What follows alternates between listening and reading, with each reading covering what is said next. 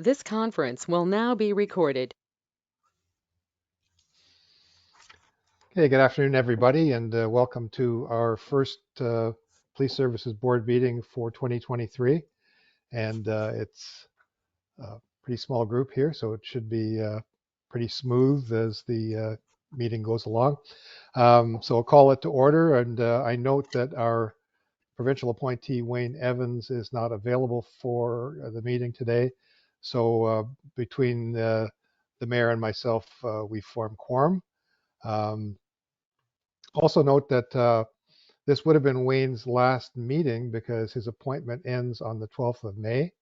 However, I have just sent off and copied the mayor and Cheyenne a note to the Solicitor General, to Dwayne Sprague, requesting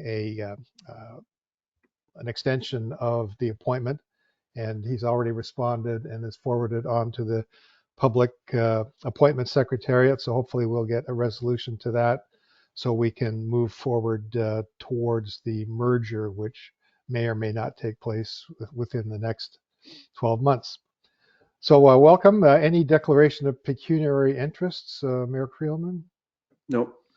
No. Okay. Any public for public question period?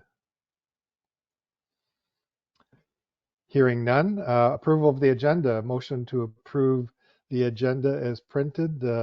I move it. Seconded by Mayor Creelman. All in favor? Opposed?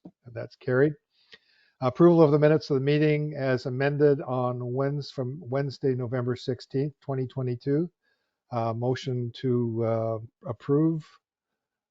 Mayor Creelman, seconded by myself. All in favor? Opposed? Carried. Just matters arising from the minutes at that meeting. It was not at that point confirmed that I was continuing on as the civilian appointee, but apparently I am continuing on as the civilian appointee for the rest of this term. So I will retain the chair.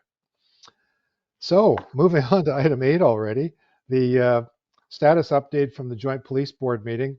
We did have a very good meeting that was hosted by us, and Cheyenne has the minutes almost ready to go out.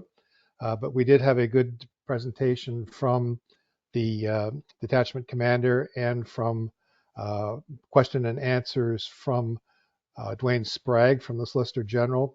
And we did receive some pretty good ideas of where we're going with the adjustments to the Police Act and the status of the detachment board. So where we stand on that at the moment is that it looks like maybe towards the end of this year or the beginning of next year, we may have the mergers that have been put forward to the SolGen and apparently approved, which would cause us to be part of the 3M board, the Mulmer-Melancton Mono Board, and the makeup of that board would be determined as 2 members from each municipality plus 1 provincial appointee to be determined.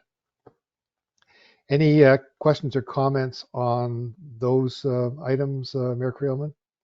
None. Okay, so moving to item 9, false alarm update. Cheyenne.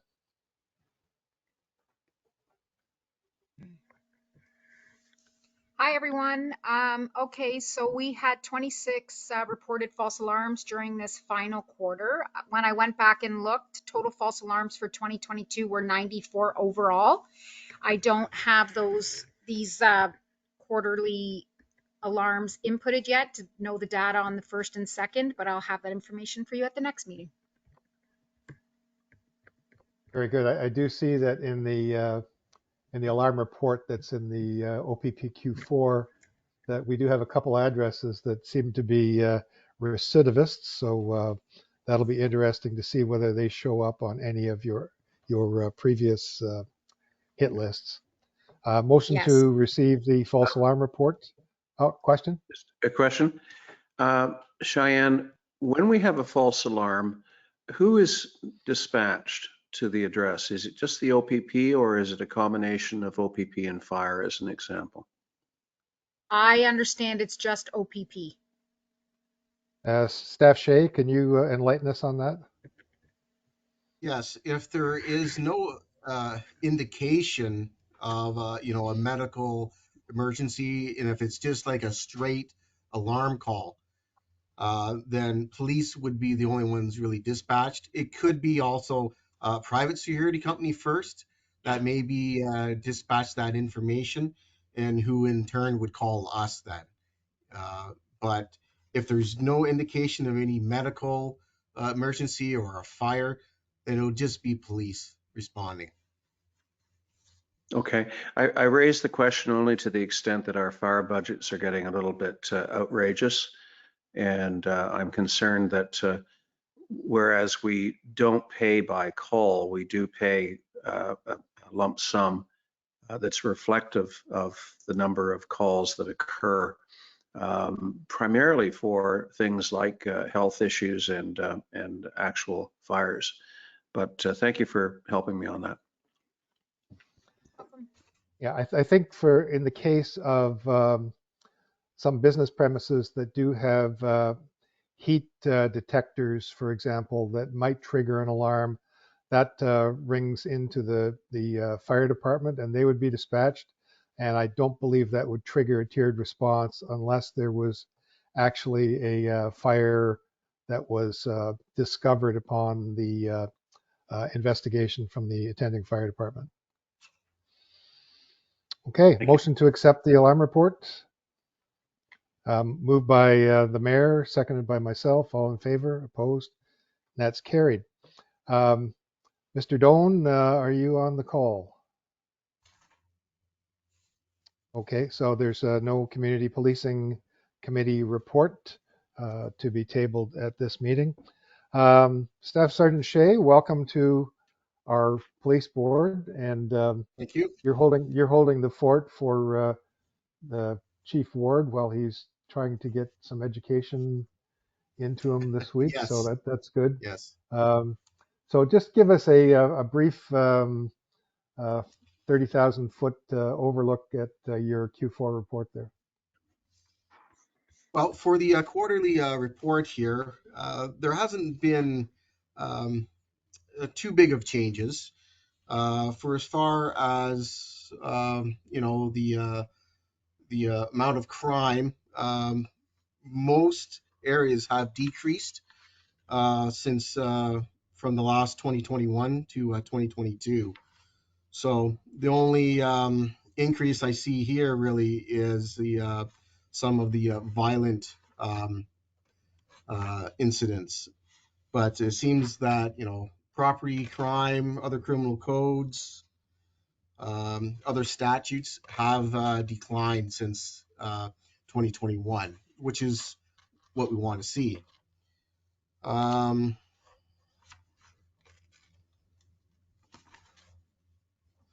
Yeah, our For as billable far hours have dropped. The billable hours have dropped by about 10%, which is good.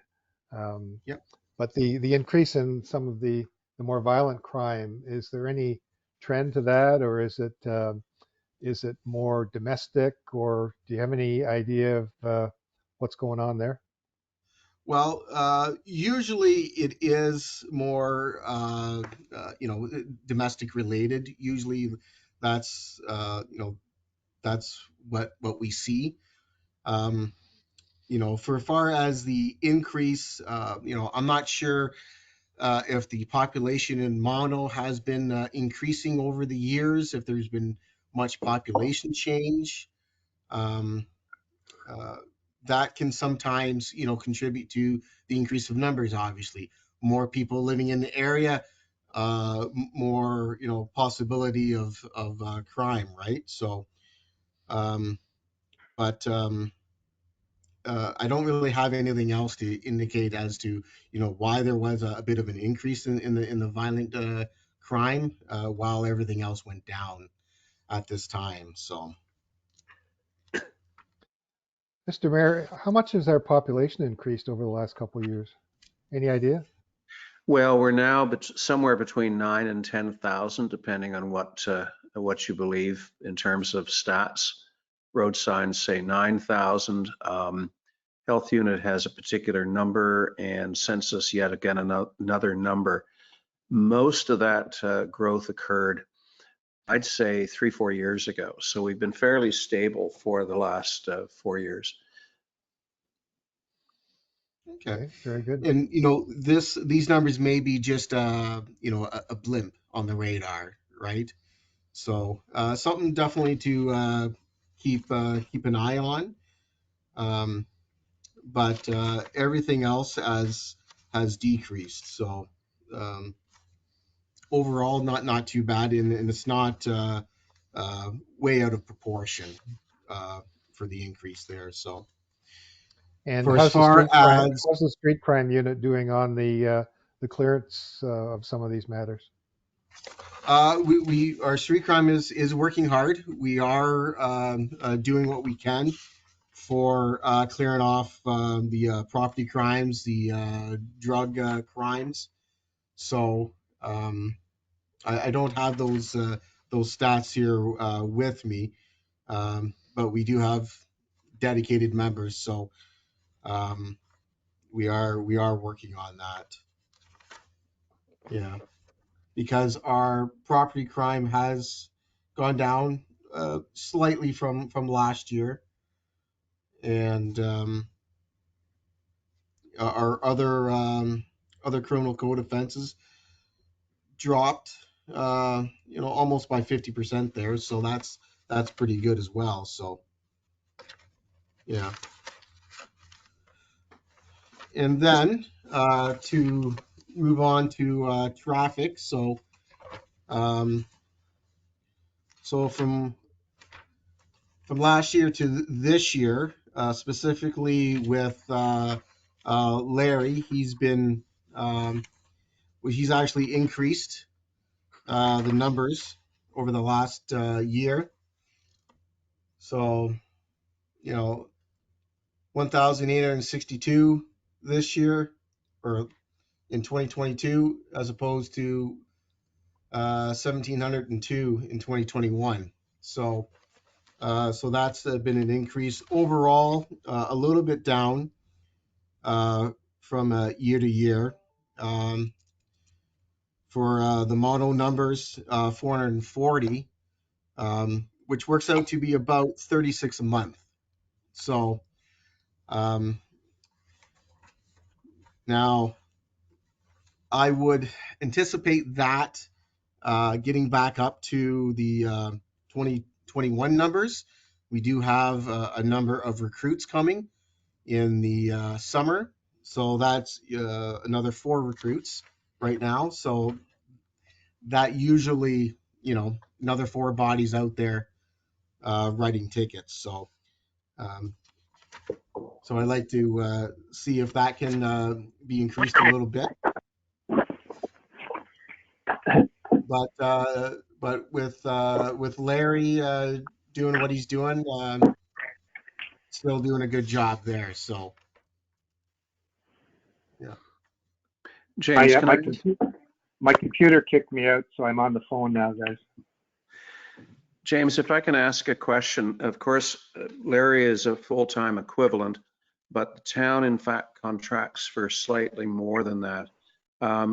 Is there a designated officer that picks up the difference, or does it simply get spread amongst available officers?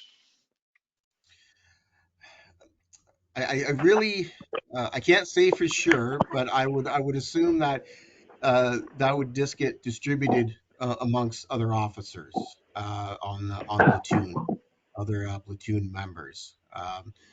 But I don't want to speak out of turn, not knowing the having the full answer.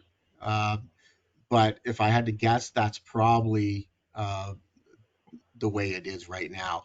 Larry does what he needs to do. And how much more are we talking about? How much more of a percentage than a full-time equivalent? 0.25. 0.25? Okay. Yeah, so it's an extra 10 hours a week, and I think Larry's been actually doing a lot of the extra himself. Okay.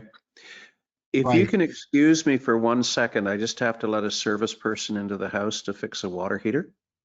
I'll be right back. Certainly. Okay. Okay. Yeah, I don't know why So my GoToMeeting died on me there. So I believe is Larry contracted for 30 hours a week? No, Larry's he's a 1.2. His position is 1.25 FTE. So he's 40 hours a week plus another. We pay for another 10 hours on top of that. Oh, okay, all right. Because I do know Larry does work quite a bit, so he's definitely going to be putting in the 40 hours. And for the other 0.25, he may be covering that off himself.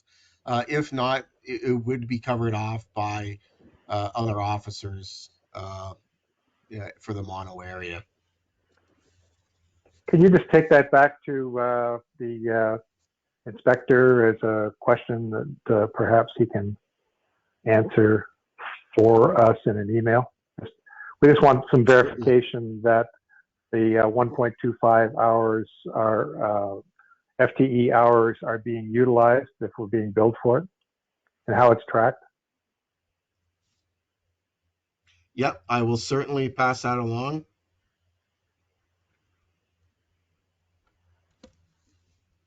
No problem.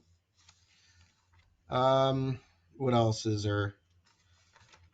So the only other thing that really stood out here for me was our auxiliary unit. So they did increase their community policing in December over the last couple months, which is nice to see as well. So doing some more community hours there, and yeah. Okay. Is there anything else? Any other questions, or hopefully I'll be able to answer, or anything else you want me to pass on? Let's find out more about you. Where did you come from, Beth? I originally came from Caledon, so I spent oh my goodness, I guess like 18 years there. And then when the amalgamation took place between Orangeville and Dufferin, that's when I came over. Okay, so you've been working out of Primrose or out of Orangeville? I've been working out of both offices. So I came over as a sergeant and worked a couple different roles since I've been here. And right now I'm currently just acting in the one of the staff sergeant's position until they determine who the successful candidate was in our last competition. So Very good. yeah. Officer Shea, I think I recognize you from Caledon. Yes, you would. I had some time before you, your worship there. So back when we actually had POA court Oh in yes, person. it's hopefully not become extinct too soon. I That's do right. have a couple of questions with regard to your stats. Do you get very many complaints from people about ATVs on Mono municipal roads? Not that I'm aware of. You know, that's something that we can check into. Um, I believe it is. have you been I, are you I been get them. approached about this? Yeah, I get them periodically, and I recall that I think it's one of the bylaws that we were approached on with regard to OPP enforcement. So my understanding is that we did say, yes, we do have a bylaw against it, for better or for worse. And we just want to make certain that everybody is aware that it is enforceable by the OPP. Bylaw inspector cannot stop a vehicle, so only you folks can do that. Right. Okay, so we could maybe get some more messaging out then to the community. maybe through our social media officer, I can check in with her, see if something can be put out, reminding people that there's a bylaw on ATV use in the county of Mono there, and maybe that will hopefully solve some of the issues. I think it's important that your officers are aware that they have an obligation under our contract to enforce that bylaw as well. So Certainly. such things as availability of Part 1 certificates would be useful. Yes, On that yeah. note, if she is going to send out any communication, you may want to include snowmobile use on roadways as well, because I've seen some of that in our neighborhood here. And on private property without authorization. Increasing problem. Yes. Homeowners calling about people trespassing and using ATVs. Is that what you're? Yeah. Yes. Yeah. ATVs and or snowmobiles. Okay. Definitely. So, obviously, we would like those homeowners to call us at the time if they can get, any kind of description, obviously without, putting themselves in any harm or danger that way. We can definitely respond, and we can always follow up on any leads that we get. So, but I will make sure that our officers know that keep their eyes open for this, and that there is a bylaw prohibiting the use of these ATVs on mono roadways, for sure. Thank you.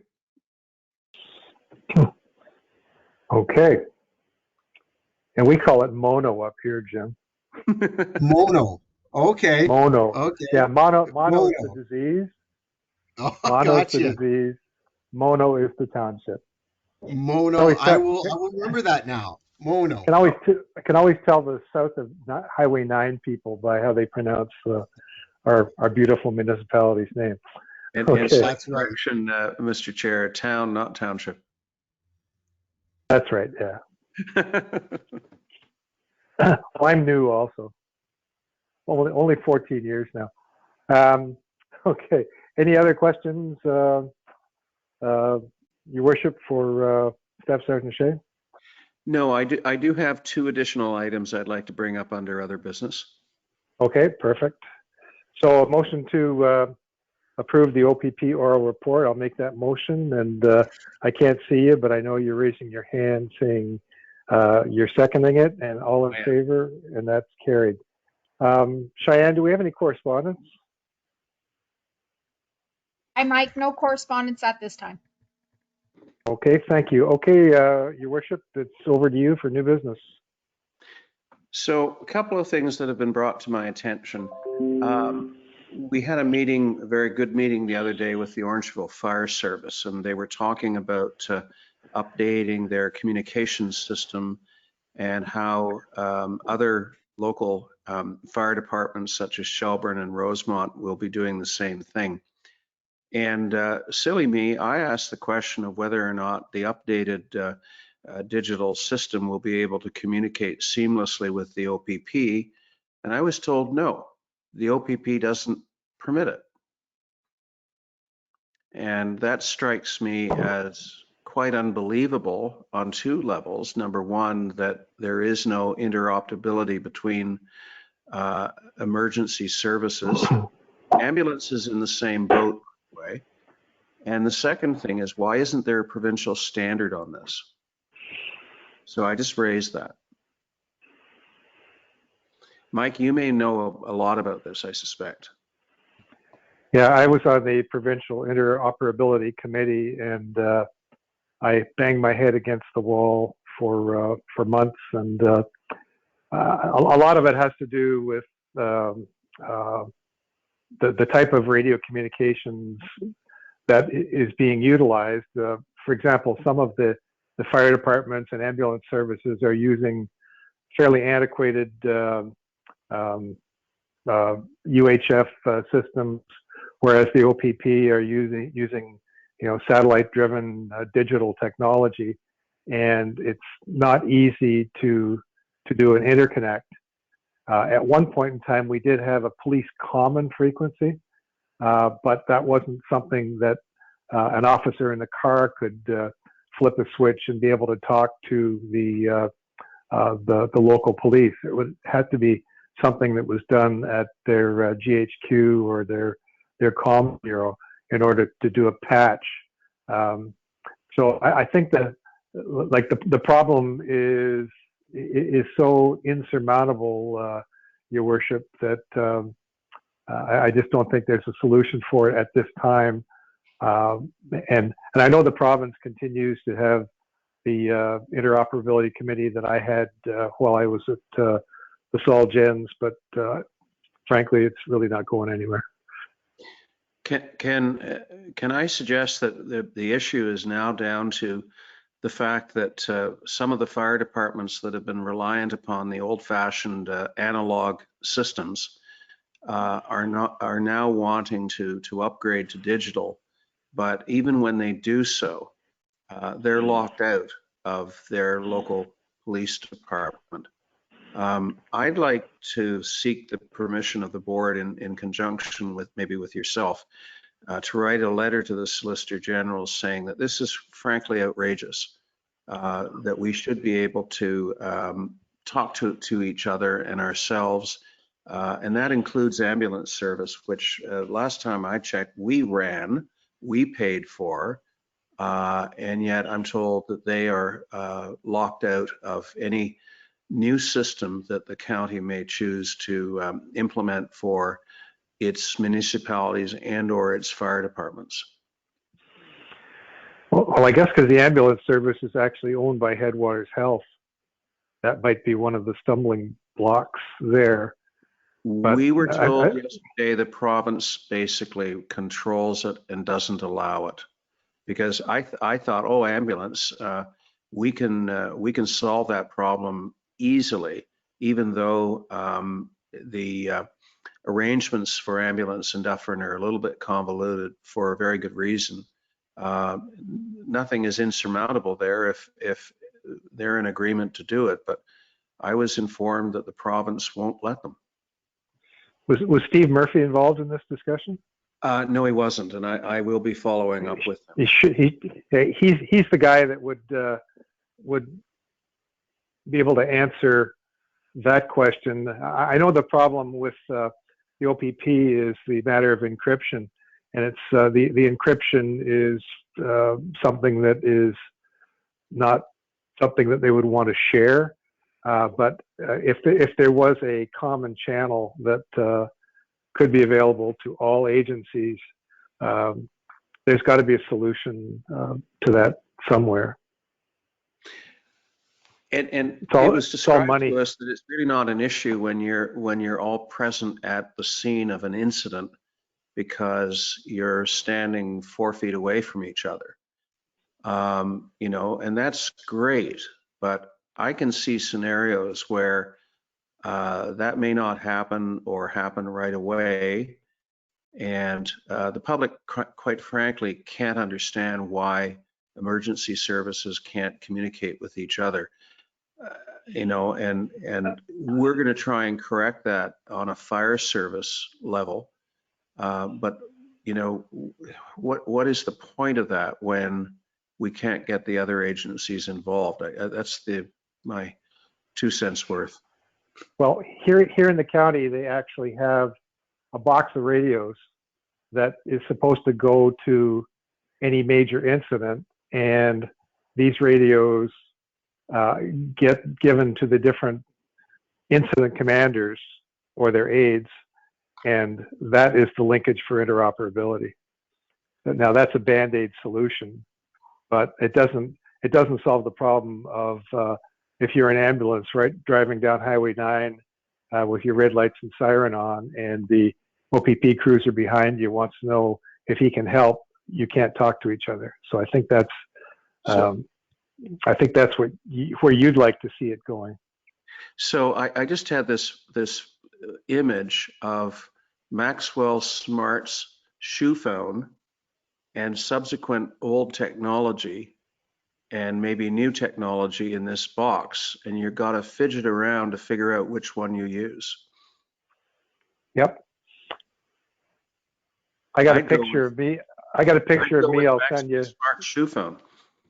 I have a picture of me on the front page of the National Post, and I had this briefcase on the hood of my unmarked car, and it was actually a fax machine that was run by a cell phone. So it was a fax machine in a box, and that was the latest technology back in the 80s. So anyhow, I'll sign up with you on whatever you want to do, Your Worship. Let's talk later about it. The second Okay. issue I'd like to raise is absolutely none of the business of this board, but it does affect the residents of the town of Mono, and that's courthouse security. And I raise it because we have residents who attend court for various reasons, whether it be jury duty, whether it be because they're attending for POA matters or criminal matters. And I have recently put forward a simplified approach to courthouse security that involves everyone going through the scanner off Louisa Street, and also opening up 55 Zina Street for purposes of the POA administration, POA court, and the occasional use of the courtroom by the Superior Court. It requires conceivably an amendment to the Courthouse Security Act, which is the sole prerogative of the detachment commander. I would just encourage the OPP to work with the local administrative judge and local administrative justice of the peace, POA administration, because I think we finally, years later, have a solution to a single point of entry approach to that building. Yes, I can speak to that actually. And recently, for the last a little while, we have been successful in having that single point of entry for the whole building. So it is an ongoing dialogue, both with the County of Dufferin and with MAG and with the POA office, with all the stakeholders that are there. But right now, I can say that the way we had envisioned it, it is currently in place and working right now. That's something that we hope to continue with the with the amount of people that are going to probably be returning to in-person court, and having that single point of entry in place on a permanent basis. So there is still a few things just to kind of go over with our stakeholders there, but we are utilizing that currently right now. So James, that would suggest to me that the Elizabeth Street entrance and the Zina Street entrance to 55 Zina are basically closed except possibly for swipe card. Is that correct? That is what I understand, is that I believe that the county has put signage up, and I believe they've kind of alarmed those doors. If I'm mistaken, I apologize, but I believe that's the direction they were going, so that no one from the outside can enter that side of the building, 55 Zina there, and that everyone would have to go through entering to the building through that single point of access off of Louisa Street.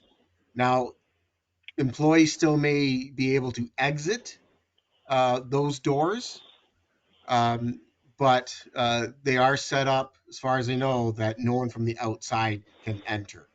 So it would be more, once again, this is ongoing, education piece with, the people in the building, letting them know that, and more so of a, you know, making sure that people are aware of the, you know, the security is a shared idea amongst all of us.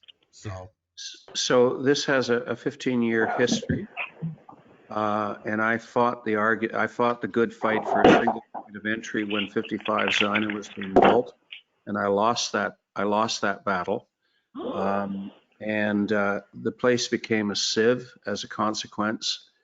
And then when the single point of entry equipment was installed at a price I would shock you to know, it basically meant that 55 Zina was locked down by way of the tunnel between the old building and the new building. We now have an opportunity, I think, to normalize the entrance through Louisa Street. The signage really doesn't give me a lot of comfort because we've had all kinds of signs before saying go around to Louisa Street. The point will be that if you try and get through either Elizabeth Street or Zina Street as a member of the public, you cannot do it. You cannot open those doors. I have complete sympathy for employees being given swipe cards. This is a matter of concern to Mono residents because, as I mentioned, they do have business in the courts. But the other thing that's happening is that the POA, in their wisdom, has contracted for private security in the past because they feel that protection of their side of the building is not adequately addressed by the current or the former arrangements or the courthouse security agreement. Having to pay for private security is less money for us as municipalities and ultimately impacts our ability to fund the police. which is certainly true. And we are making progress in getting our POA office, our special constable office over there on 55 Zina into operation. So once we work out the communication issues we're having, we should be able to have more security on that side. So especially with the, you know, opening of the corridor there between the two sides, definitely helps, right? So we still have special constables doing patrols of that side and, you know, of the premises, the whole premises itself. So once we get that room up and going, we will be having more security, especially on dates that court is sitting, so that we do have someone over there when court is in session. Okay. I'll just conclude, James, by giving an indication of how silly it became. When the Superior Court was using Courtroom 103 on occasion, they would set up their own magnetometer at the door of the courtroom because the place was so insecure.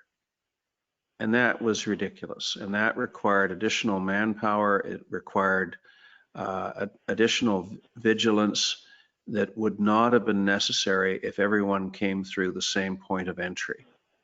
So that's the kind of thing. And I know my former colleagues are concerned about security on that side of the building, whether or not there is court sitting. Court sitting obviously adds an element of concern, but POA staff feel that they deserve to have good protection.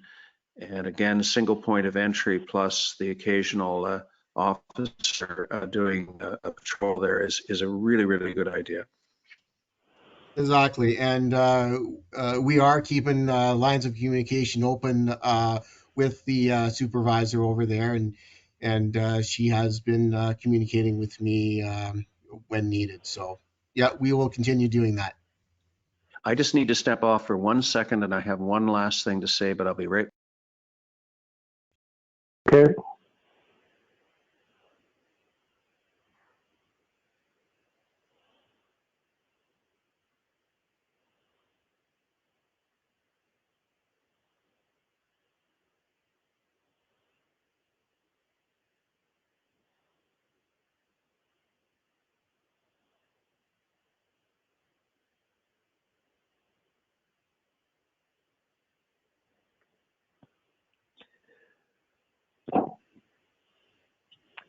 Cheyenne, when are you heading off on another vacation?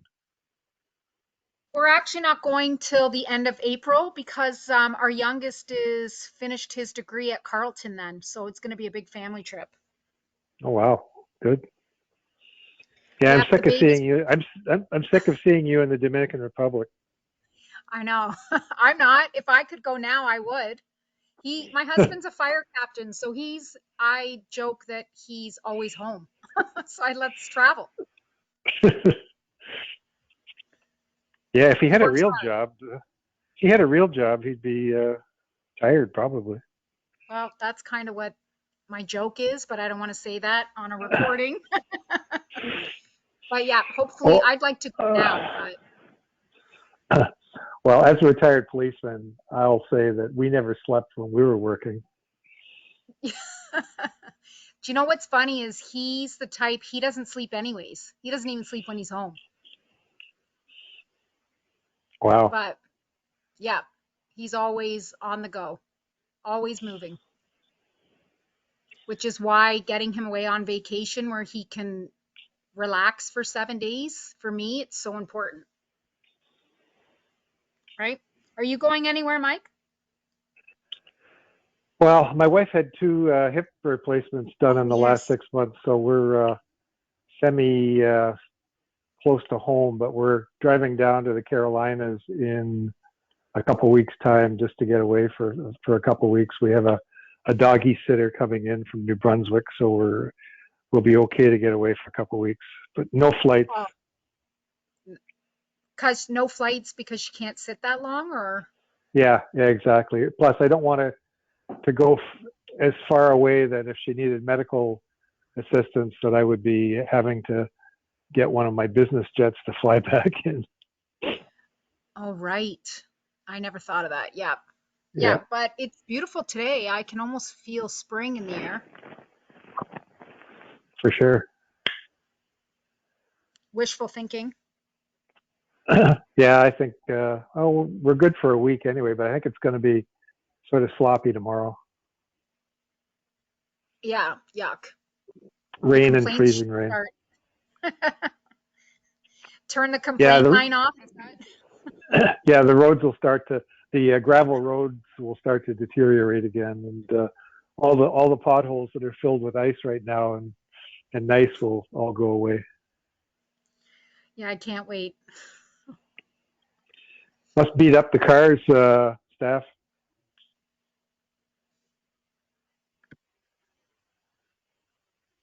Sorry, what was The that? bumpy roads that we have here must beat the cars up a lot more than they would on the highway safety division. Well, we do our best to try to keep them in the best shape as we can, but yes, they can get well used, we'll say, going across some of these unpaved roads we have. Yeah, it takes some getting used to learn how to drive on them. That's for sure. Oh, it's kind of like driving in snow, right? Sometimes, so Yep, we know how to do that. we should.